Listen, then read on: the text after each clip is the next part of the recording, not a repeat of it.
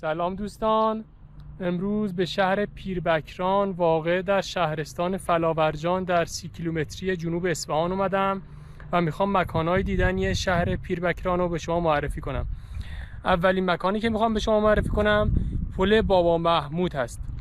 این پل در قرن هفتم هجری قمری در زمان سلطنت سلطان محمد خدابنده اولجایتو به دست یکی از بزرگان و مشاوران خود سلطان محمد یعنی بابا محمود فیروزانی ساخته شده. سال ساخت این پل در سال 704 هجری قمری بوده، یعنی الان این پل 750 سال قدمت داره و همونطور که گفتم در زمان سلطنت سلطان محمد خدابنده اولجایتو در زمان مغولان ساخته شده.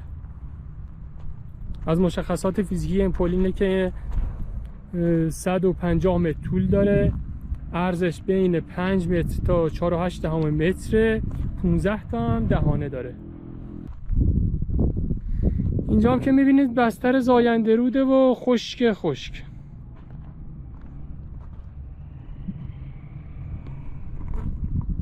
اگه اینجا آب داشته باشه جای خوبیه برای تفریح و حالا یه چند ساعت موندن. بریم اطراف این پل و پارک زیبایی که اطراف این پل هست و با هم ببینیم. تا این ویدیو با من همراه باشید تا بقیه جاهای شهر پیربکران هم به شما معرفی کنم.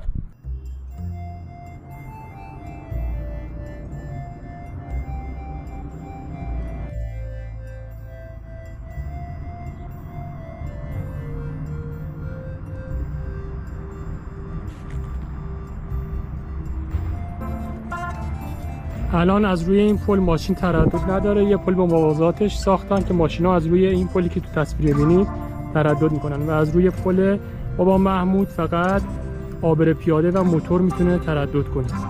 اینم فضای سبز اطراف پل هست.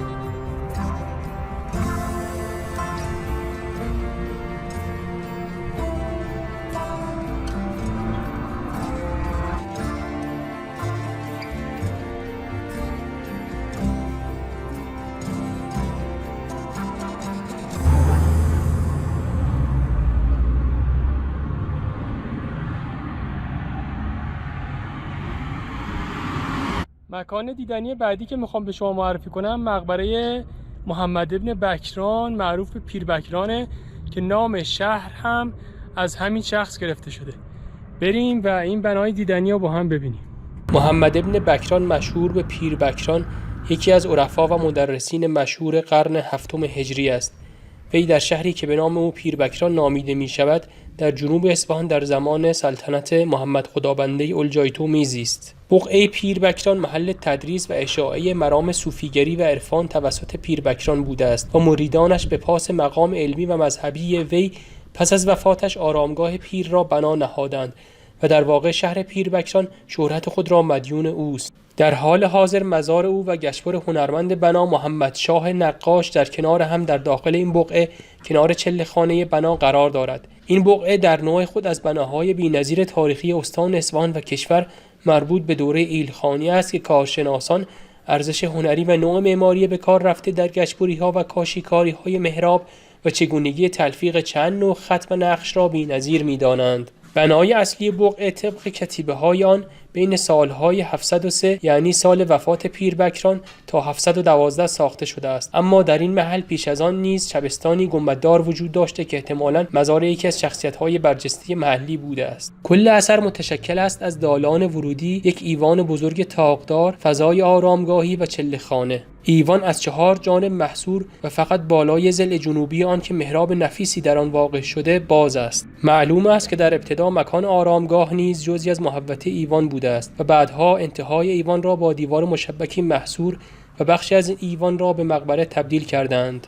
ضلع شرقی و غربی ایوان به قرینه دارای 2 جرز و یک طاق‌نمای کوچک است. محراب این مجموعه از بهترین محراب‌های منقوش گچی در دوره اسلامی است و کل مجموعه از لحاظ تزیینات کم نظیر است. خطوط و کتیبه‌ها اغلب با خط کوفی و سلس گچبری شدند و مضمون بیشتر آنها آیات و صلوات بر ائمه علیه السلام و توصیف محمد ابن بکران است. نام گچبر هنرمند این بقعه محمد شاه نقاش بر روی یکی از کتیبه‌های آن آمده است. در تصویر می‌بینید که وارد قسمت آرامگاهی بنا میشیم.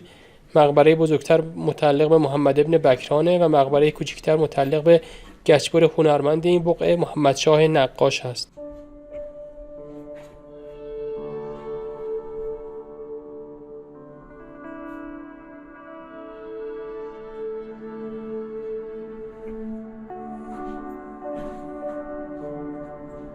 این قسمت هم چله نشین بناست که محمد ابن بکران در این مکان به عبادت و چله نشینی مشغول می شده.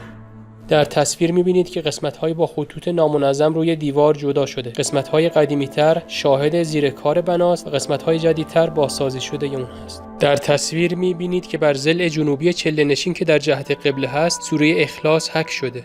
دایره‌ای که روی زمین می‌بینید محل قرار دادن سینی غذای محمد ابن بکران در مدت عبادت و چله نشینی اون در این اتاق بوده.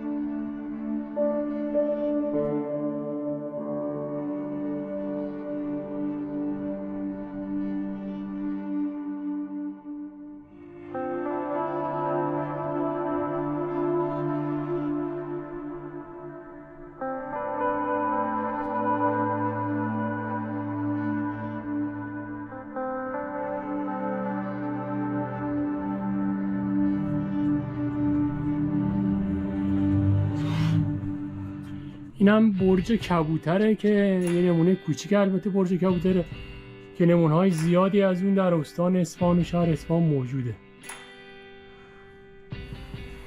فضلای کبوتر که میومدن اینجا دونه میکردن جمع میکردن برای مصارف کشاورزی. این هم نمایی از شهر پیربکران در 30 کیلومتری جنوب غربی اصفهان. تو تصویر الان مقبره خود محمد ابن بکران رو میبینید و این هم نمایی از شهر.